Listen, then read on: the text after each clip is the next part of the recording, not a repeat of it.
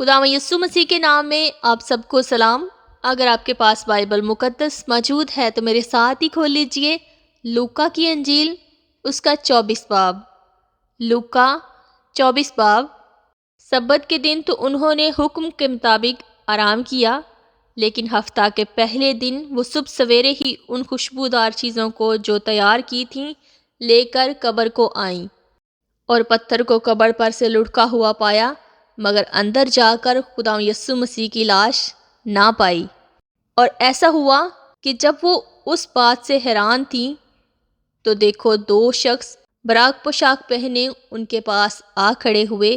جب وہ ڈر گئیں اور اپنے سر زمین پر جھکائے تو انہوں نے ان سے کہا کہ زندہ کو مردوں میں کیوں ڈھونڈتی ہو؟ وہ یہاں نہیں بلکہ جی اٹھا ہے۔ یاد کرو کہ جب وہ گلیل میں تھا تو اس نے تم سے کہا تھا، ضرور ہے کہ ابن آدم گنہگاروں کے حوالہ کیا جائے اور مصلوب ہو اور تیسرے دن جی اٹھے۔ اس کی باتیں انہیں یاد آئیں، اور قبر سے لوٹ کر انہوں نے ان 11 اور باقی سب لوگوں کو ان سب باتوں کی خبر دی جنہوں نے رسولوں سے یہ باتیں کہیں۔ وہ مریم مگدلینی اور یوحنا اور یعقوب کی ماں مریم اور ان کے ساتھ کی باقی عورتیں تھیں۔ مگر یہ باتیں انہیں کہانی سی معلوم ہوئیں اور انہوں نے ان کا یقین نہ کیا۔ اس پر پطرس اٹھ کر قبر تک دوڑا گیا اور جھک کر نظر کی اور دیکھا کہ صرف کفن ہی کفن ہے، اور اس معجزے سے تعجب کرتا ہوا اپنے گھر چلا گیا۔ اور دیکھو اسی دن ان میں سے 2 آدمی اس گاؤں کی طرف جا رہے تھے جس کا نام ایماؤس ہے۔ وہ یروشلم سے تقریباً 7 میل کے فاصلہ پر ہے، اور وہ ان سب باتوں کی بابت جو واقعہ ہوئی تھی آپس میں بات چیت کرتے جاتے تھے۔ جب وہ بات چیت اور پوچھ پاچھ کر رہے تھے تو ایسا ہوا کہ یسوع آپ نزدیک آ کر ان کے ساتھ ہو لیا، لیکن ان کی آنکھیں بند کی گئی تھیں کہ اس کو نہ پہچانے۔ اس نے ان سے کہا، یہ کیا باتیں ہیں جو تم چلتے چلتے آپس میں کرتے ہو؟ وہ غمگین سے کھڑے ہو گئے۔ پھر ایک نے جس کا نام کلپاس تھا جواب میں اس سے کہا، کیا تو یروشلم میں اکیلا مسافر ہے جو نہیں جانتا کہ ان دنوں اس میں کیا کیا ہوا ہے؟ اس نے ان سے کہا، کیا ہوا ہے؟ انہوں نے اس سے کہا، یسوع ناصری کا معجزہ جو خدا ساری امت کے نزدیک کام اور کلام کی قدرت والا نبی تھا، اور سردار کاہنوں اور ہمارے حاکموں نے اس کو پکڑوا دیا تاکہ اس پر قتل کا حکم دیا جائے اور اسے مصلوب کیا جائے۔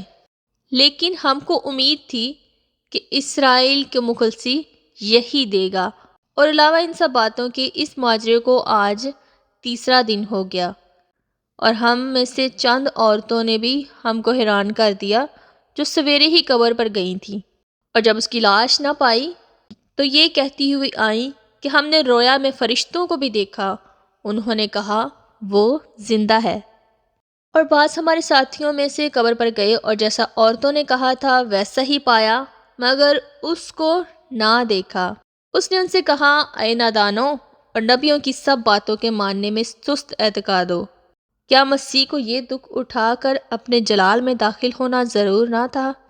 پھر موسیٰ سے اور سب نبیوں سے شروع کر کے سب نوشتوں میں جتنی باتیں اس کے حق میں لکھی ہوئی ہیں وہ ان کو سمجھا دیں۔ اتنے میں وہ اس گاؤں کے نزدیک پہنچ کے جہاں جاتے تھے، اور اس کے ڈھنگ سے ایسا معلوم ہوا کہ وہ آگے بڑھنا چاہتا ہے۔ انہوں نے اسے یہ کہہ کر مجبور کیا کہ ہمارے ساتھ رہ، کیونکہ شام ہوا چاہتی ہے اور دن اب بہت ڈھل گیا۔ بس وہ اندر گیا تاکہ ان کے ساتھ رہے۔ جب وہ ان کے ساتھ کھانا کھانے بیٹھا تو ایسا ہوا کہ اس نے روٹی لے کر برکت دی اور توڑ کر ان کو دینے لگا۔